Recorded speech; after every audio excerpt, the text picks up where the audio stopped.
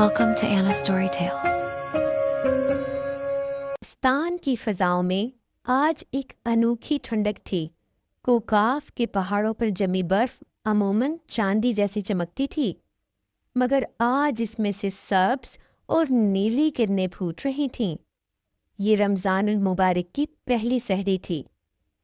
अरीशा, जिसके सुनहरी पर इसके जज्बे की तरह चमक रहे थे, अपनी दादी जान के पास बैठी थी। दादी ने बताया, अरीशा, आज से इंसानों की दुनिया में खैर व बरकत के दरवाजे खुल गए हैं। हम परियां रोज़ा खामोशी और खिदमत से रखती हैं। याद रखना, आज तुम्हारी ज़ुबान से कोई सख्त लफ्ज़ ना निकले और तुम्हारे हाथों से सिर्फ नेकी फैले। अरीशा ने अपनी छोटी सी जादुई थैले में परिस्तान की मिठास भरे फल और शफाफ चश्मों का पानी भरा और ज़मीन की तरफ परवाज़ की। अरीशा जब एक पुरसुकून गांव में पहुंची तो हर तरफ नूर का हाला था। इसने देखा कि एक छोटे से घर में एक नन्ही बच्ची अपने बाप के साथ सहरी कर रही है। बच्ची ने पूछा, अब्बू, क्या अल्लाह मियाँ हमसे खुश होंगे? बाप ने मुस्कुराकर कहा, बेटा, जो दूसरों का ख्याल रखता है, अल्लाह इससे सबसे ज़्यादा मोहब्बत करता है।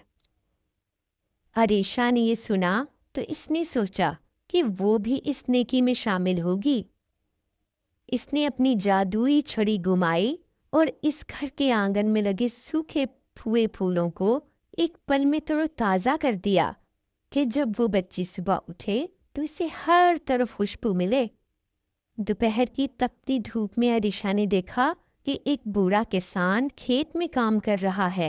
रोज़े से था और थकन से इसका बुरा हाल था। अरीशा का दिल चाहा कि वो जादुई बारिश कर दे, मगर इसे दादी की बात याद आई कि रोज़ा तो सब्र का नाम है। इसने जादुई बारिश के बजाय किसान के सर पर परिस्तान के घने बादलों का एक छोटा सा साया कर दिया, जो सिर्फ इस किसान को ठंडक पहुंचा रहा था। अरीशा ने महसूस किया कि बिना कुछ कहे किसी की मदद करने में जो सुकून है, वो शोर मचाने में नहीं। फिर इसने देखा कि कुछ लोग रास्ते में लड़ रहे हैं। अरीशा ने अपनी खामोशी के रोज़े की ताकत का इस्तेमाल किया और इनके दिलों में सुकून की लहर फूंक दी। लोग अचानक शर्मिंदा हुए और एक दूसरे से गले मिल गए।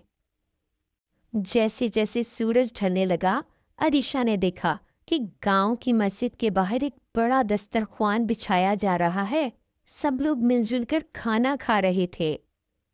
अरीशा ने देखा वहाँ कुछ गरीब मुसाफिर भी हैं, जिनके पास अफ्तारी के लिए कुछ खास नहीं था। अरीशा ने अपनी सहेलियों और परियों को इशारा किया। इन सब ने मिलकर हवा में परिस्तान की मिट्टी छिड़की, जो ज़मीन पर गिरते ही लजीज खजूरों और ठंडे शरबत के जग में बदल गई। और किसी को पता भी नहीं चला कि ये नेमत कहाँ से आई। सब यही समझे कि अल्लाह ने गैब से मदद भेजी है। जब मस्जिद में अल्लाह अकबर की सदाएं गूंजीं तो पूरा गांव एक खामोश इबादत में डूब गया। अरीशा ने देखा कि हर चेहरे पर एक अजीब सा इत्मीनान था। इसने भी अपना खामोशी का रोज़ा खोला और परिस्तान के चश्मे का एक घूंट पिया। इसने महसूस किया कि इसके सुनहरी परों में अब एक नई चमक है। ये चमक जादुई नहीं थी, बल्कि नेकी की चमक थी। अरीशा वापस को काफ पहुंची।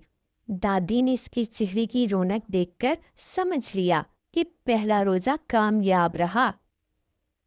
दादी जान, अरीशा ने चहकते हुए कहा, इंसान कितने प्यारे हैं जब वो अल्लाह के लिए भूख और प्यास बर्दाश्त करते हैं। मैंने आज सीखा कि रोज़ा सिर्फ पेट का नहीं, बल्कि दिल का भी होता है। दादी ने कहा, अभी तो रमज़ान शुरू हुआ है, अभी तो पूरा महीना बाकी है नेकियां कमाने के लिए। अरीशा खुशी से झूम उठी। इसने अगले दिन की सहर की तैयारी शुरू कर दी। پرستان کے درختوں نے بھی جیسے عریشہ کے ساتھ مل کر شکرانہ ادا کیا۔ ابھی تو برکتوں کا مہینہ شروع ہوا تھا اور ہر صبح ایک نیا امتحان اور ایک نئی خوشی لے کر آنے والی تھی۔